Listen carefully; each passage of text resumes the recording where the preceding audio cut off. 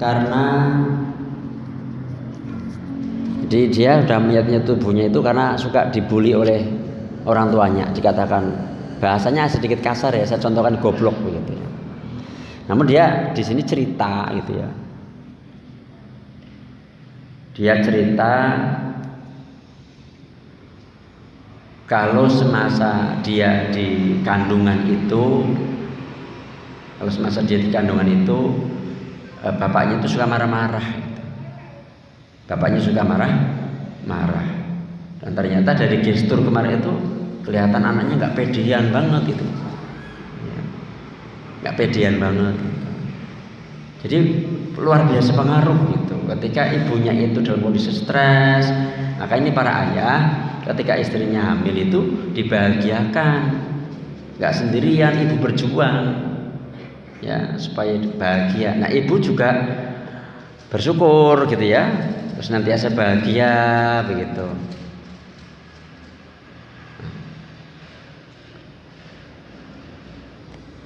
Ada jika dari awal kehamilan seorang ibu itu perhatian untuk membaca, mendengar Al-Quran dalam kondisi yang ya segala kondisi ya duduk ya berdiri apa gitu ya, maka insya Allah nanti anak-anaknya juga anak-anak yang mencintai Al-Quran.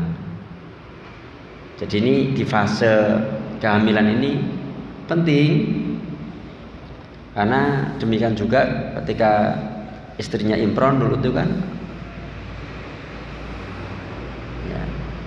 ini nazartu laka ma fi badani muharraran fataqabbal minni, artinya dia sudah berharap, berdoa supaya ini nanti jadi orang-orang yang akan mengabdi, beribadah yang baik. Maka di sisi bagaimana agar anak-anak itu tumbuh nanti mencintai Allah SWT, di fase ketika hamil ini, maka ibunya bahagia, bapaknya bahagia, bersyukur pada Allah Subhanahu wa taala, jangan ada merasa ini kebobolan, mau digugurkan, keadaannya sering bertengkar ya, justru harus sering beribadah kepada Allah, tenang gitu ya, sering mendengarkan Al-Qur'an dan sebagainya. Ini penting. Nah, contoh tadi yang orang tuanya begitu, anaknya jadi tidak baik-baik saja secara mental. Dan pernah ketika saya ngelola PAUD itu, saat ini anak saya 3 tahun belum bisa jalan gitu. Padahal kan sekolah ya, bukan tempat terapis ya, tapi kadang-kadang memang datang begitu. Lahirnya normal tidak? Normal Ustaz. Enggak sesar, enggak sungsang, enggak, normal. Mohon maaf, saat hamil stres enggak? Oh stres lagi stres Ustaz. Lagi ada masalah sama suami gitu. Itu pun berpengaruh secara fisik. Nah, akhirnya dari sisi jalannya pun terlambat. Yang tadi mentalnya kena karena sudah orang ibunya sering dimarah-marahi bapaknya sehingga dia kondisinya sedih lah dan sebagainya ya, tidak tenang gitu, pengaruh. Fisiknya kena, mentalnya kena gitu. Ini fase kehamilan penting, mulai untuk bagaimana agar nanti tumbuh jadi anak yang baik sehingga mencintai Allah, karena ketika sering didengar Al-Quran dan sebagainya, nanti anak-anak ini pun ketika kecil itu juga sudah cinta kepada kebaikan itu. Kalau dengerin Al-Quran mau gitu ya, kalau ini nggak boleh, ini musik nggak boleh kayak gitu tuh muncul gitu ya, karena fitrahnya baik. Sekarang bagaimana agar anak mencintai Allah di fase setelah lahir sampai usia 2 tahun, apa yang dilakukan oleh orang tua? Setelah anak dilahirkan, mulai menyusu, berkembang, dia akan menjadi lebih cepat menerima perubahan-perubahan hidup dibandingkan dengan remaja yang sudah balik. Ini cepat mendapatkan beda kalau orang udah balik itu diomongin kan agak berat. Jadi kemarin yang datang kemarin malam itu kan udah balik ya, udah SMP. Wah itu kan agak berat, di terapi aja takut ya. Enggak, itu ketakutan kan. Lihat ibunya pernah diterapi kan, padahal tenang kan ibunya, cuman jadi kayak khawatir gitu. Balita ini ya, yang sudah diinstal oleh Allah SWT fitrah kebaikan, karena alastu bi rabbikum qalu bala syahidna. Jadi sudah sebenarnya diinstal oleh Allah untuk bertauhid. Ya, nggak seperti kertas putih sebenarnya. Maka ketika ini dibiasakan juga dengan orang tua tetap baca Quran, ya, sering didengarkan Al-Quran.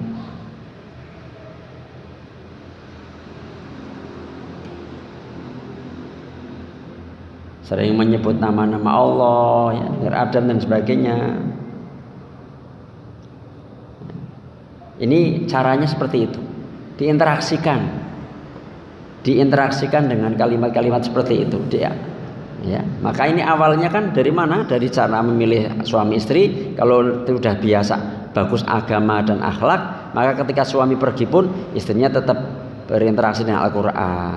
Kalau bapaknya pulang, bapaknya ngaji di dekat, ya, di dekat janin, atau kalau anak yang sudah lahir begini sampai 2 tahun ya tetap diinteraksikan dengan Al-Quran.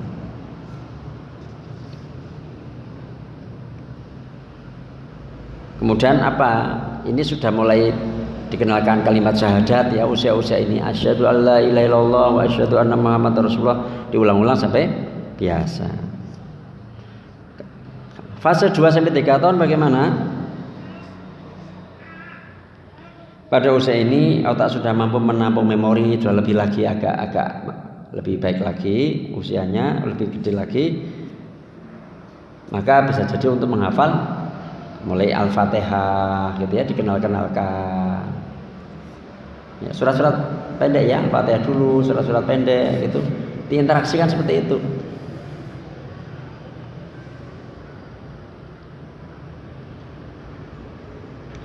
Semakin bertambah nalarnya, maka semakin serius mengulang-ulang bahwa Allah lah yang memberikan makanan kepada kita, Allah lah yang menciptakan air untuk menghilangkan haus, Allah lah yang berikan ayah ibu untuk memelihara, Allah lah yang berikan harta, rumah, mobil, mainan-mainan, ya. Maka selayaknya kita harus bersyukur kepada Allah.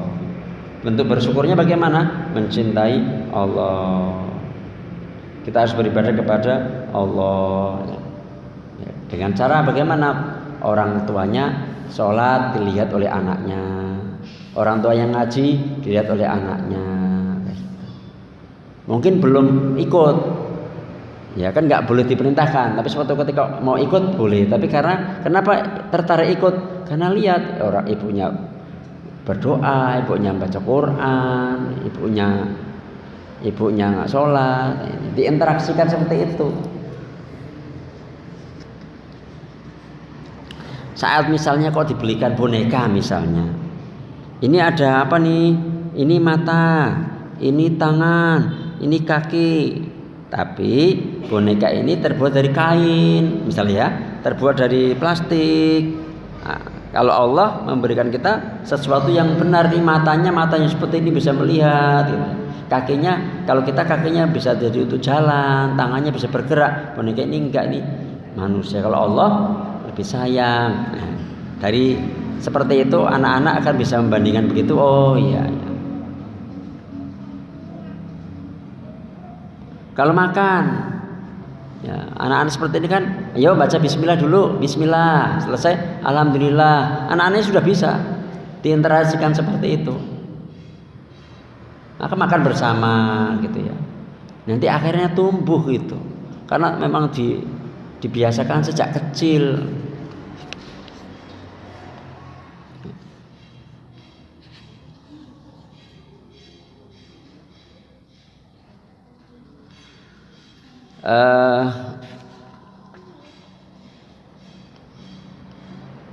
Dilihatkan juga, ya. Jadi kami melihat, memang di rumah nggak ada gambar Ka'bah gitu, tapi melihatkan video gitu atau gambar di HP itu, aku mau umroh ikut Abi Umi kayak gitu tuh, ya, begitu, ya. Bahkan yang Fatih, anak saya yang belum bisa ada istimewa itu pun memberikan isyarat kode itu, aku mau umroh gitu, ya, muter tawaf kayak gitu tuh, karena kita lihatkan itu.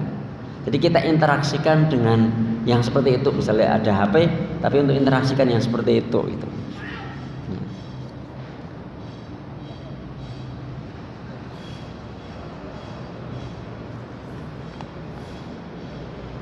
Sekarang usia 3 sampai 6 tahun. Ini kemampuan anak menerima pengetahuan sudah semakin baik lagi. Sudah bisa ngambil pelajaran, sudah bisa ngambil contoh ya. Maka ini kalau berkisah ya bagus. Ya. Nah, inilah harus punya waktu, punya jadwal untuk apa? Membacakan buku. Nah, memang benar-benar kalau kita amati ya, anak kami itu juga, Abi tolong dibacain gitu. Tolong dibacain gitu. Kan dia nggak ngerti apa yang dibaca, tapi yang ini ya itu tuh terus disampaikan, bacain.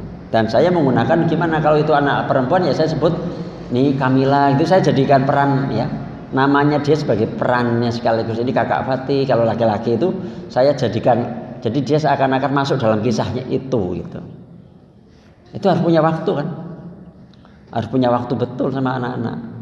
Jadi akhirnya anak-anak itu dapat kisah-kisah yang kelihatannya kayak nggak manfaat itu, kelihatannya gitu, tapi manfaat aja masuk memorinya, jadi masuk gitu ya. Nah, kalau anak kami Fatih yang belum bisa dengar dan sebagainya itu tetap lihat bukunya gitu ya, lihat bukunya sedikit diterangkan, karena ada buku-buku yang bergambar kan, dilihatin gitu.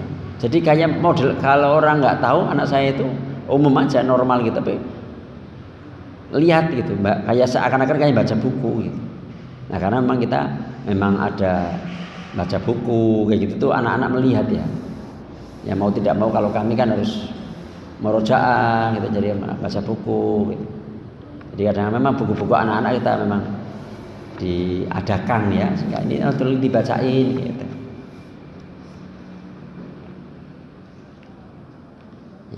Jadi disiapkan buku-buku ya, buku-buku berkisah-kisah penting ini, ya. Berkisah ini luar biasa manfaat sekali. Ya. Orang gede saja, orang besar kita ini kalau mau nggak ada kisah nih kayak gitu tuh pasti lebih tertarik gitu ya. Nah, metodenya Allah SWT menggunakan juga bahwa di sebagian isi Al-Quran itu isinya adalah kisah-kisah nabi-nabi dulu dan sebagainya ya. Tidak hanya nabi, jadi pelajaran ya, bisa tentang kisahnya Fir'aun dan sebagainya itu jadi pelajaran. Itu juga menjadi sebuah ilmu bagi kita orang gede, orang dewasa juga kan gitu ya. Maka memang mendidik dengan kisah ini pas ya untuk anak-anak usia PAUD dan sebagainya ya. Sampai 6 tahun itu tuh mulai disitulah berkisah. Mulai berkisah.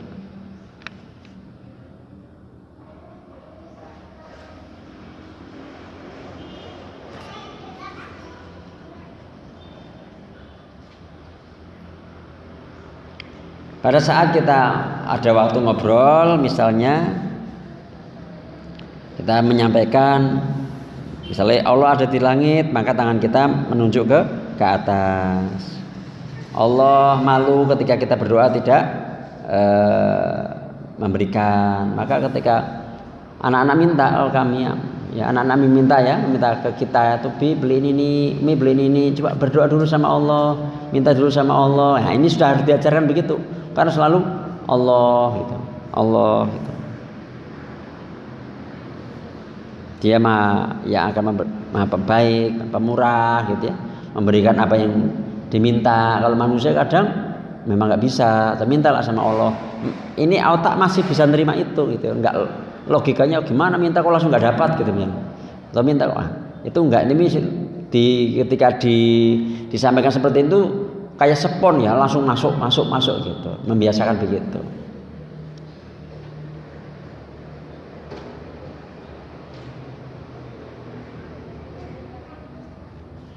Ya, ceritakan Allah akan memasukkan orang-orang Islam yang taat ya ke dalam surga. Apa aja ada ya, kesukaan-kesukaan yang sekarang diinginkan itu juga di sana ada, lebih baik lagi gitu. Seperti itu ya, sampaikan seperti itu. Usia 7 sampai 10, mudah-mudahan ini sampai selesai, sampai balik gitu ya, ini fase ya, tidak boleh Ya, ini harus mulai hati-hati sama anak ini ya, tidak boleh meremehkan anak-anak. Akal nalarnya, akalnya itu sudah semakin terbuka, logikanya sudah mulai terbuka.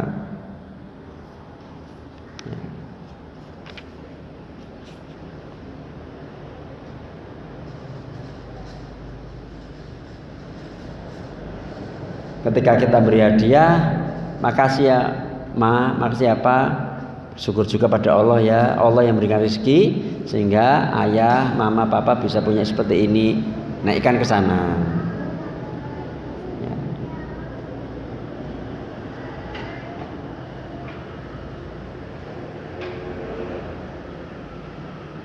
Terus untuk semakin bersyukur pada Allah dengan bagaimana? Ayat kemarin itu saya sampaikan, coba kamu kalau mendengarkan nasihat, kalau diberi nasihat, didengerin gitu. Ya, kamu udah balik kan? Udah. Cobalah didengerin gitu. Kalau ada mamamu memberikan nasihat, lah itu anaknya Ustadz itu belum bisa dengar, tapi mau dinasihatin, mau sholat, walaupun Ustadz nggak di rumah dan sama Pak D-nya berangkat ke musola gitu. Itu tetap mau mendengarkan dalam artian mau ngikuti nasihat istilah gitu. Disampaikan, bersyukur nih kita punya telinga sehingga kita mau mendengarkan nasihat, bersyukur kita punya mata sehingga kita bisa untuk baca Quran dan sebagainya gitu. Yang dimaksudkan untuk anak-anak seperti ini. Nah, kemarin saya cobakan begitu untuk anak yang sedikit punya persoalan lebih, akhirnya kan saya hanya sekali gitu ya, akhirnya ini orang tuanya kan yang berperan.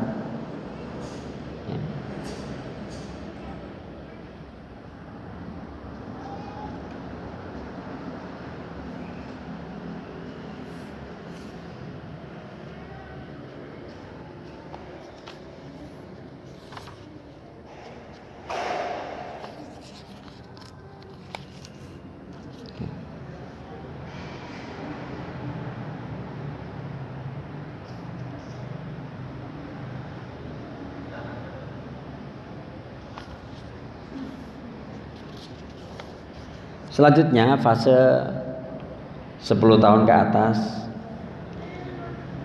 Fase ini yang mungkin sebagian pernah ditanyakan kepada Bunda di sini ya, udah balik tapi belum bagaimana dan sebagainya ini ya. Anak-anak yang apa ya, sudah misalnya balik, menjelang balik dan ada sebagian udah balik ini kan. Ya pengen mandiri, ya ada keras kepalanya, ada yang bangkang gitu ya, dengan perintah orang tua. Jadi kalau orang tua ngatur-ngatur itu kayaknya kok ngikat kebebasan gitu ya. Jadi pengennya bebas gitu.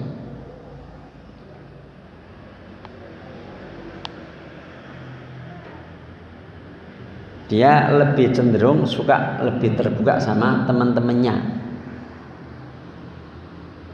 Ini ya, kadang-kadang menjumpai seperti ini. Tapi aslinya kalau sejak awal itu orang tua itu asik gitu, ya dia juga kalau ada persoalan ya akan ngobrolnya sama orang tua. Tapi kalau orang tua di fase sebelum nikah, hamil gitu ya, 2 tahun terus sampai ini nggak dilalui, ya ini sudah betul-betul mulai asiknya sama temennya. Ya.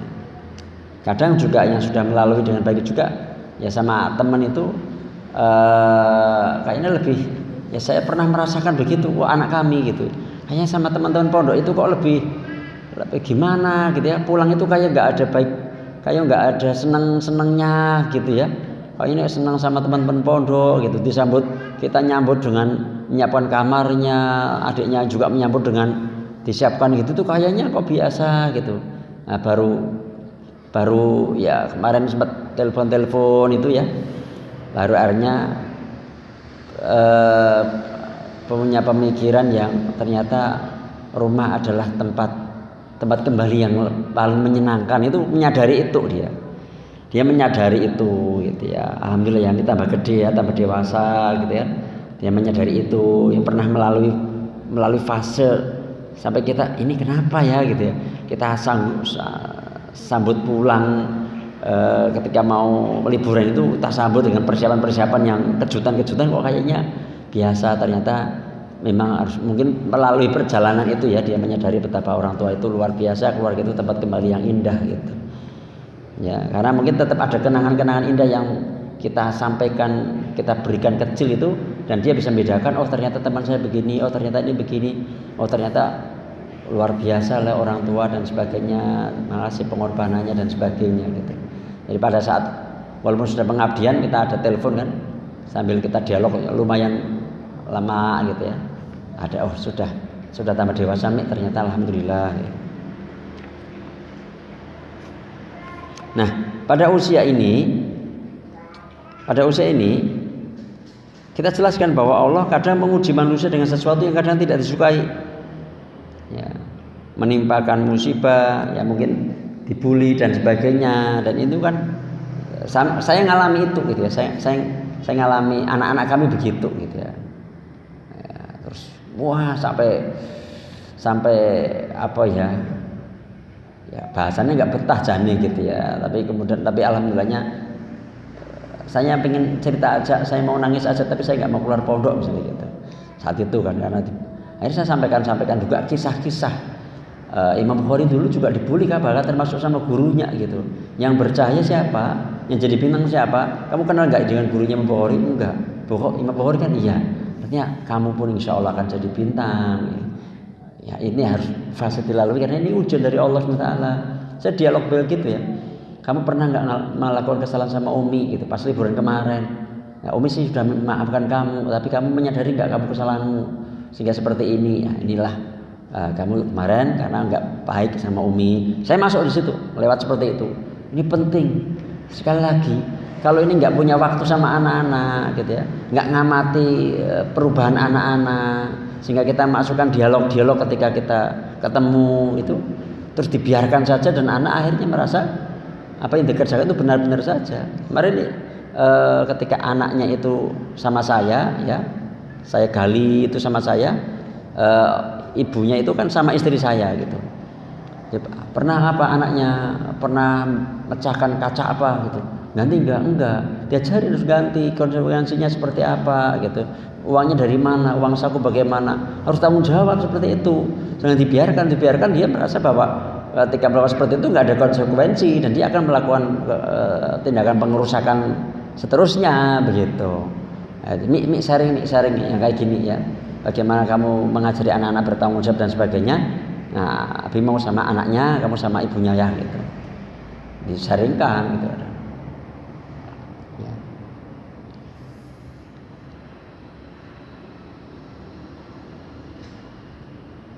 Jadi Allah menguji manusia dengan sesuatu yang kadang tidak disukai atau menimpakan musibah kepada kita semua ini apa dalam rangka membersihkan dosa. Ini kan kadang sudah balik kan, kadang udah balik tapi berdosa. Ini diuji ini nanti dikasih seperti ini agar membersihkan dosa, meningkatkan derajat di sisi Allah SWT. Sama nih, ada dokter ya yang harus nyuntik, ngasih obat yang pahit, bahkan mungkin ada yang mengamputasi supaya tidak merambat kemana-mana gitu. Nah, jadi usia ini usia rawan ya. Usia 10 tahun ke atas sudah balik itu sebelumnya datang ya pengedar obat gitu istilahnya datang gitu, jelas umumnya pemakai kan, karena dari wajahnya itu, dari mimiknya itu pelongo-pelongo gitu, pelongo-pelongo betul itu ya. Jadi kadang-kadang orang tua harus benar-benar melihat perkembangan anak ya. Ini ada ujian seperti ini, menyakiti, harus diamputasi dan sebagainya. Ya harus. Ini Allah sayang kok gitu. Dan diuji. Kenapa? Karena kamu sudah balik tapi malah kamu pencandu narkoba dan sebagainya sehingga jadi seperti ini. Harus diingatkan, dikembalikan. Jadi usia ini rawan. Masa ini harus mengembalikan akal pikiran yang misalnya kemarin menyimpang ini, harus benar-benar mengembalikan dengan bahasa yang bagus, harus membangun kedekatan, membangun trust, membangun kepercayaan.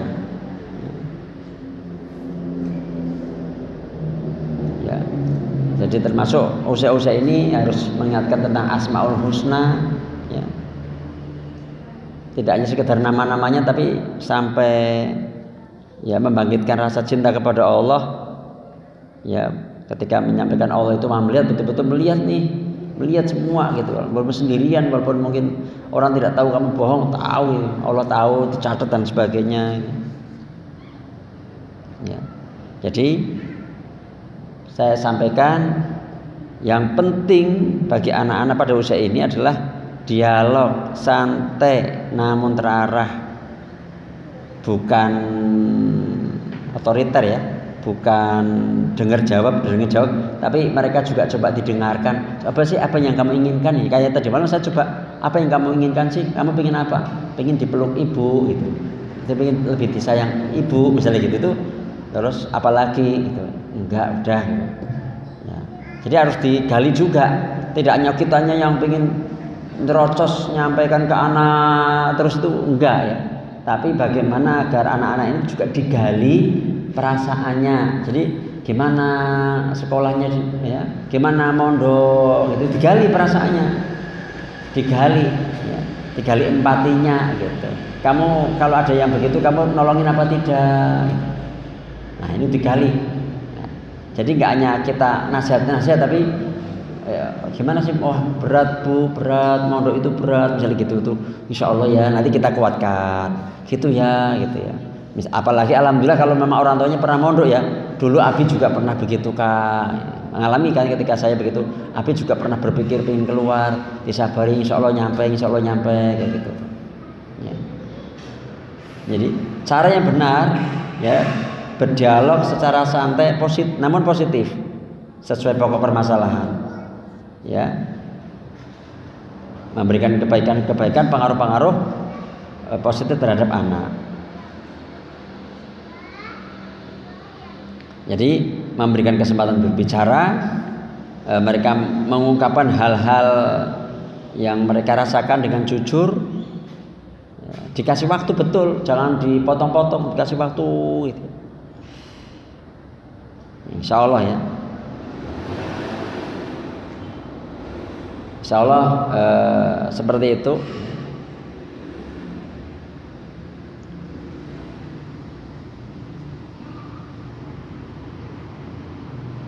Sudah, coba ada beberapa pertanyaan, kita akan kayaknya ada beberapa contoh-contoh ya. Bagaimana, kapan berbicara dengan mereka, sedikit ya sebelum jawab pertanyaan ya.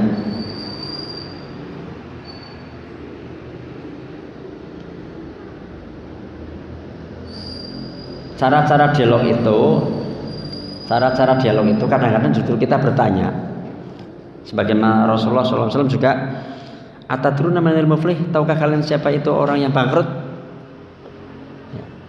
Siapa orang yang bangkrut? Itu Rasulullah mencoba menggali gitu. Nah, anak-anak pun kadang perlu dibegitukan. Ya. Kita bertanya dulu gitu ya. Atau mau nggak Abi ceritain ini? Mau nggak gitu ya? Dimulai seperti itu, memancing apa sih rasa ingin tahu gitu ya. Memancing rasa ingin tahu.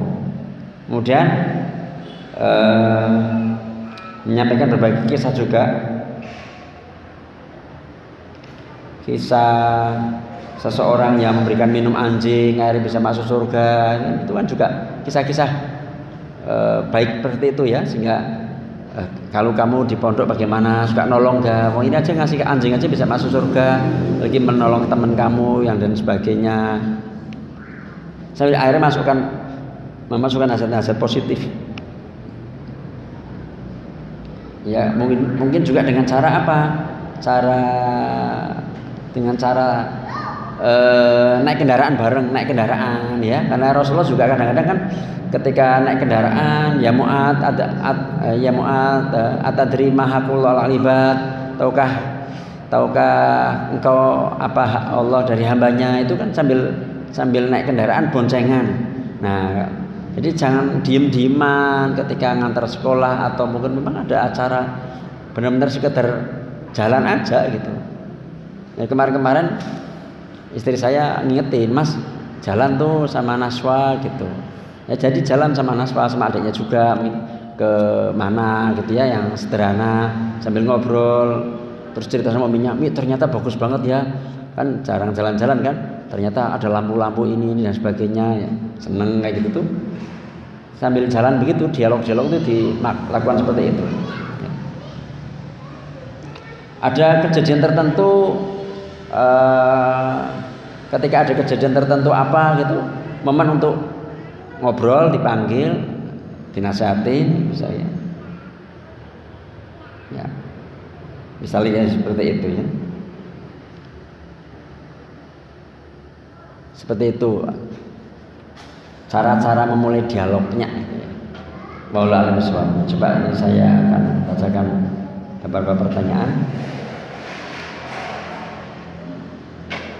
Sebagai orang tua sudah merasa salah dalam banyak hal dan mendidik mulai dari anak di kandungan sampai balik, baru mulai ngaji dan masih bingung bagaimana memulai memperbaiki dalam mengarahkan anak-anak, apakah dengan fokus memperbaiki diri, istighfar dan mendoakan anak saat ini lebih dimaksimalkan dulu. Masya Allah ini sebenarnya sudah jawab ya, pertanyaannya sudah dijawab juga gitu. Nah, tapi ini memang kejar-kejaran double ya. Orang tua benar-benar minta ampun pada Allah SWT, sebagaimana kemarin pernah saya sampaikan di kisahnya Nabi Yunus. Nabi Yunus kemudian menyadari kesalahannya, berdoa, kemudian Allah memberikan jalan keluar tanpa nyari solusi. Terus saya menyampaikan ini di beberapa orang yang datang ke tempat kami, coba banyak istighfar, malamnya bangun, banyak istighfar, sholat malam, berdoa. Terus apalagi seringnya saya sampaikan, sholat diupayakan 40 rakaat tiap hari. Seperti itu nanti Allah yang akan menolong. Wasta'inu bis sabri was sholah, mintalah pertolongan Allah dengan sabar anak seperti ini, dan sholat, perbanyak sholatnya ya. Minta ampun kenapa? Karena kelalaian dulu. Terus diupayakan ya.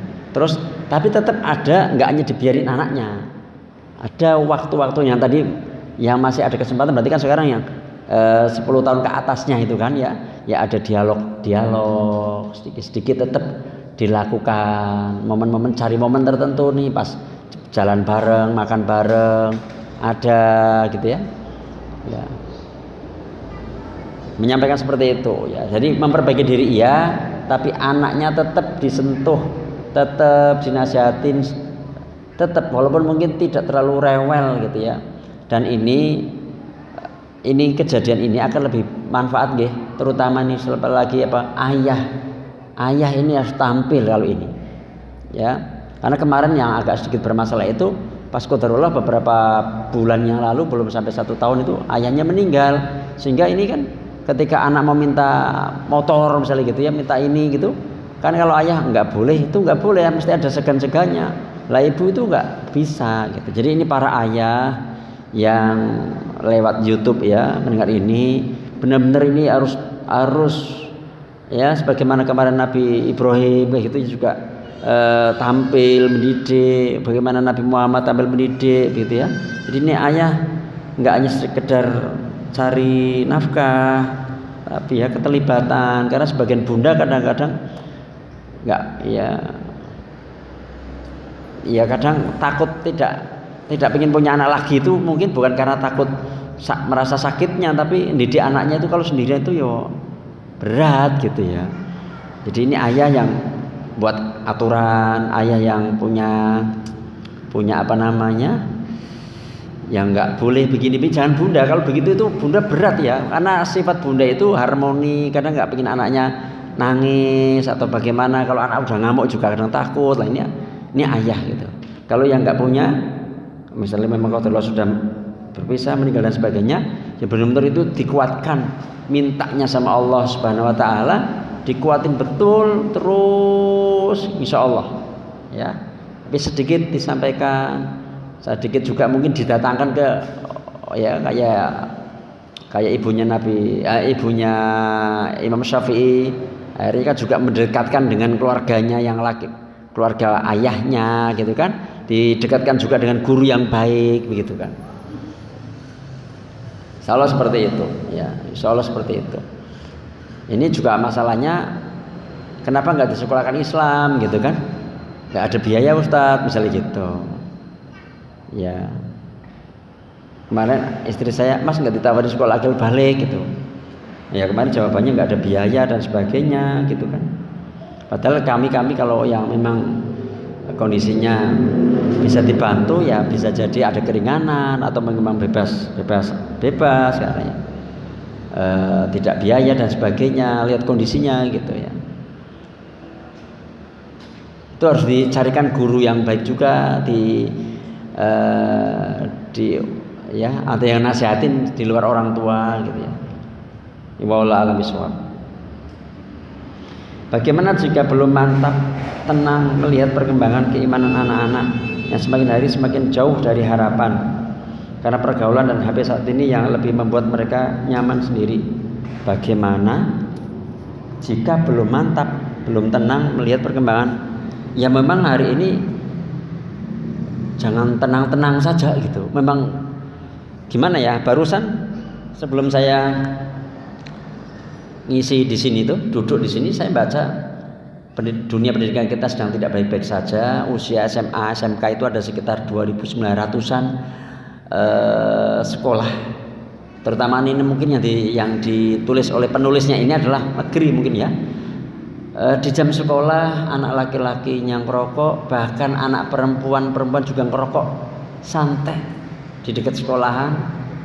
Hari ini sudah ya mengkhawatirkan gitu ya, mengkhawatirkan. Maka bismillah dengan karena atas taufik Allah SWT kita akan berkontribusi 0, sekian persen lah, mudah-mudahan bermanfaat untuk masyarakat Banyumas sekitarnya. Kita mendirikan sekolah akil balik dan kita masih punya cita-cita karena tahun depan juga anak kami mungkin selesai dari pengabdian ya, kita ingin bikin yang di rumah kami gitu ya, mulai apa semacam apa sih rumah Quran atau apa gitu kita akan buat begitu, dan mudah-mudahan Allah ya ridho, kemudian Allah memudahkan itu gitu ya. Kita akan kontribusi karena memang dunia kita kayaknya sedang tidak baik-baik saja, dunia pendidikan ada yang nggak baik-baik saja, dunia begitu ya. Mari kita berkontribusi lah. Ini para bunda begini bisa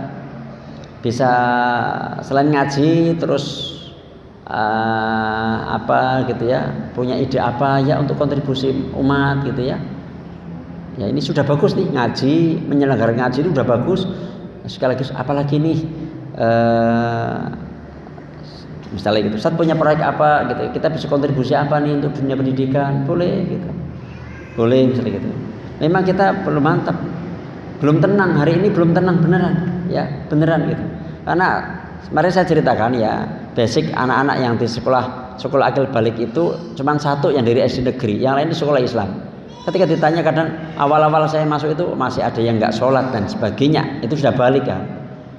Apalagi kalau di luar, yang tadi saya ceritakan yang SMP negeri tadi yang nggak sholat subuh, nggak sholat duhur, nggak sholat asar, subuh bangunin juga orang tuanya mungkin nggak terlalu kenceng bangunin gitu istilahnya. Jangan terlalu tenang gitu ya dengan keadaan sekarang ini ya, kejar-kejaran betul ya. Betul, HP saat ini lebih nyaman buat anak-anak gitu. Makanya benar-benar kita ini harus punya waktu gitu ya, punya waktu untuk anak-anak betul gitu. Punya waktu untuk anak-anak sehingga anak-anak mengurangi HP karena ada ngobrol sama kita, ada kegiatan sama kita, entah apa kegiatan di luar, kegiatan menanam, kegiatan apa itu, sehingga sama-sama tidak pegang HP kan itu. Wallahu a'lam. Ya, jadi dekatkanlah dengan ya orang tua, interaksi dengan baik, kemudian interaksi dengan Allah dengan baik, anak-anak melihat sehingga anak-anak juga tumbuh keimanannya. Tapi dimulai lagi tadi itu, kalau belum ada cinta kepada Allah, tetap disampaikan kecintaan, disampaikan surga. Kalau masih kemarin tak sampaikan tentang siksa neraka, kalau kamu nggak sholat bagaimana ini siksanya neraka seperti ini, khauf sudah harus masuk untuk usia-usia seperti ini. Ya ini kan saya sampai ini tema tentang cinta kepada Allah ya, nanti cinta kepada Rasul, cinta kepada Islam itu panjang ini. Jadi tema ini tuh tema panjang, bisa jadi sampai kapan ini? Sampai Ramadan apa nyampe apa enggak itu? Ini saya belum khauf, saya memunculkan khauf ya. Sering kita mengeluarkan kata tidak boleh dan melarang ini itu ke anak yang sudah besar. Apakah ini tepat? Tepat, nggak apa-apa. Beberapa psikolog atau apa gitu, atau istilahnya parenting model barat itu nggak boleh menggunakan kata tidak gitu. Islam mengajarkan kok la takhdab walakal jannah, jangan marah maka surga bagimu. La tusyrik billah, jangan berbuat syirik, boleh. Itu kalimat bagus, boleh gitu ya. Boleh yang seperti itu gitu. Jadi memang kadang dilarang kan anak-anak gitu ya. Tapi apa itu? Jadi kita harus membedakan. Kalau dilarang terus yang kaitannya apa nih?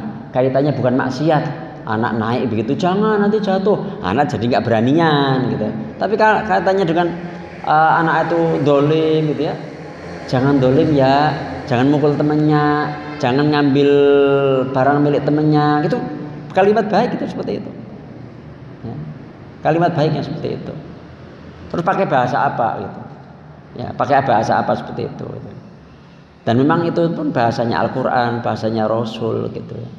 Ya, sekali lagi kalau saya menangkap coba kalau hal-hal yang membuat anak tidak percaya diri lalu dilarang-larang gitu ya, mau tampil begini nggak boleh gitu, mau misalnya naik sepeda sekitar sini juga nggak boleh, akhirnya kan anak nggak berani gitu, nggak beranian kayak gitu.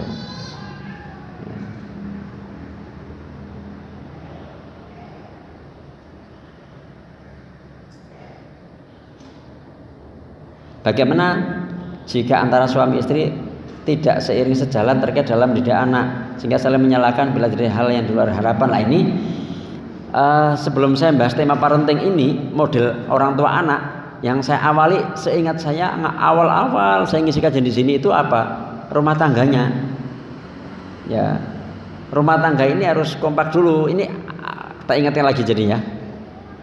Kalimat begini nih. Rabbana, ini doa, Rabbana hablana min azwajina, baru wa dzurriyyatina, ya Allah anugerahkanlah kepada kami pasangan kami yang qurrata ayun. Artinya istri jadi penyejuk hatinya suami, suami jadi penyejuk hatinya istri. Kalau istri, bagaimana suami saya suka sama saya dengan perilaku saya, kata-kata saya, penampilan saya, demikian juga suami begitu. Akhirnya ini sudah satu frekuensi. Baru wa dzurriyyatina, anugerahkanlah kepada kami anak-anak kami yang qurrata ayun. Untuk mendapatkan anak yang qurrata ayun itu seakan-akan disyaratkan suami istri harus saling qurrata ayun.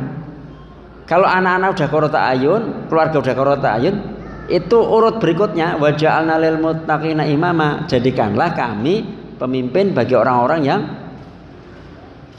bertakwa. Kalau keluarganya itu enggak harmoni, broken ya. Kalau mau jadi pemimpin, bahkan jadi guru saja. Jadi guru kalau ini hasil dari keluarga yang kurang harmoni, ini kadang-kadang akhirnya tidak memakai hati, tidak memakai perasaan, tidak melibatkan hati ketika mendidik anak-anaknya, dengan cara kekerasan juga. Artinya memimpin ya, entah jadi guru, jadi dai, jadi pemimpin beneran dan sebagainya, itu seakan-akan disyaratkan keluarganya harus harmoni. Kalau enggak gitu, itu akan berbeda gitu. Jadi memang harus kompak dulu. Ini kalau enggak kompak mungkin bisa, tapi effortnya berat banget gitu, berat banget gitu. Jadi ini yang harus dibenahin ya. Kalau ada yang merasa tidak baik-baik saja suami istri, datanglah konsultasi supaya baik-baik saja, sehingga nanti mendidik anaknya jadi lebih baik, karena bareng-bareng satu frekuensi, satu yang ini HP boleh, yang ini nggak boleh, ya nggak ketemu gitu ya, nggak ketemu. Wallahu a'lam bishawab. Bagaimana cara mendekati anak umur balita saat sudah mulai sekolah? Jika diberi pertanyaan seringnya menjawab singkat. Padahal orang tua ingin lebih dekat dengan anak sehingga anak nantinya mau bercerita asik dengan orang tua. Barangkali memang sebelum balita istilahnya, ya sudah masih balita ya, misalnya umur 2 tahun 3 tahun itu kurang ya, ini mendekat lagi nih, mendekat lagi, sering meluk dulu gitu ya, sering nyium gitu ya. Jadi anak merasakan kehangatan ya, sering dipeluk, sering dicium, itu namanya sentuhan. Terus beliin mainan misalnya, berarti ini hadiah, diapresiasi usahanya. Masya Allah, jazakallah khairan ya udah bantuin abi umi misalnya, itu apresiasi. Hadiah dilakukan, sentuhan dilakukan, dilayani, diservis. Misalnya suatu ketika karena dimandikan, disiapkan apanya itu diservis. Jadi itu tangki cintanya penuh, dia merasa orang tuanya memang sayang, sehingga nanti ketika buat pertanyaannya yang bisa jawabannya bukan ya tidak ya. Tadi gimana perasaanmu? Baik, sukanya. Ya, dia lama. Kalau ini dialognya itu sudah mulai cair, nanti ketika dialog pertanyaan-pertanyaan berikutnya, mereka juga lama-lama akhirnya asik untuk menjawab. Ya, jadi bonding memberikan bahasa cinta. Jadi tangki cintanya dipenuhi dulu, ya, Dan orang tua juga ketika ditanya itu jawabnya juga nggak acuh tak acuh, tapi memang antusias ketika menjawab, menatap matanya dan sebagainya, sehingga bagi anak juga dia mencontoh orang tuanya ketika misalnya abi umi sini langsung segera, misalnya tolong sini segera, apa nak, oh ini begini dijawab dengan antusias juga ya. Wallahu a'lam bishawab.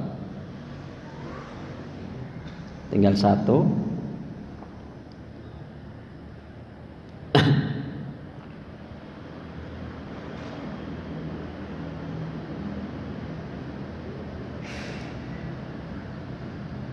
Bagaimana membangkitkan rasa tanggung jawab pada suami? Oh, ini suami ini ya, yang merasa aman dan baik-baik saja melihat perkembangan anak yang tidak sholat, merokok dan lain, sementara ibunya prihatin tanpa bisa berbuat banyak. Saya bingung juga menjawab ini, sungguh ya. Saya bingung, kecuali dengan doa kita berbagi diri gitu ya. Kadang ya sekali-kali mungkin diingatkan, sekali-kali atau sering itu. Kadang laki-laki egonya kuat banget, merasa udah bener banget gitu ya. Makanya tadi di awal saya sampaikan milih pasangan, milih suami kayak gitu ya, milih istri kayak gitu tuh dampaknya luar biasa banget ya ke anak-anak gitu. Tidak hanya untuk hubungan suami istrinya, tapi ke anak-anaknya efeknya. Karena ketika ini, anak kita nggak baik-baik saja kok, kayak ini biasa-biasa saja, anak saya kok biasa-biasa saja gitu ya. Jadi ini sebagai istri ya, ini karena yang nanya istri ya, mohon maaf ya, bukan nyalahkan istri. Coba ya tetap mentaati suaminya gitu ya, sehingga suami merasa mendapatkan pelayanan yang maksimal, dan ketika nanti istri masuk itu nyampaikan sesuatu tuh kayak mau gitu ya. Wallahu alam gitu ya. Mintalah pertolongan kepada Allah SWT gitu ya. Berdoa, nanti berdoa, memperbaiki diri, banyak istighfar, mengadu, perbaiki ya. Kalau sholatnya 40 rakaat tadi dan sebagainya, tetap mentaati suami karena perintah Allah untuk mentaati suami, bukan karena suaminya gitu. Bukan karena suaminya baik-baik saja, tapi karena memang mentaati karena Allah. Mudah-mudahan nanti Allah akan membuka hati suami. Mudah-mudahan seperti itu ya. Wallahu a'lam bishawab. Ini sekarang duhurnya singkat sekali, sebentar lagi gitu ya. Hampir setengah 12-an gitu kan ya. Kita akhiri dengan doa kafaratul majelis. Subhanakallahumma bihamdika asyhadu an la ilaha illa anta astaghfiruka wa atubu ilaik. Assalamualaikum warahmatullahi wabarakatuh.